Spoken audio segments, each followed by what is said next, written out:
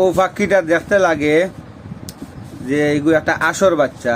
আসলে মূলত এগুলো আসর বাচ্চা না, এগুলো হইল ফাক্কি হরালিয়াস। হরালিয়াস আমরা একটা কই মাছ খায়, ও হইল গিয়া ওটা। ও দেখেন আপনারা, এগুলো হইল গিয়া হরালিয়াস। মাছ খায়, ফানির থাকে। আর এগুলো জালও ধরা পড়ছে, জালও ধরা পড়ছে আঁশটা।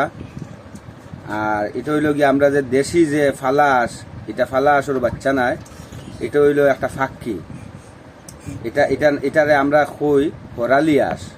মানে এটা তার জল থাকবো, বন্ধ থাকবো, মানুষে ফুস করতে পারে না, তার মাছ খাইব, জীবিত থাকবো, তার খাজ হইল ওটা।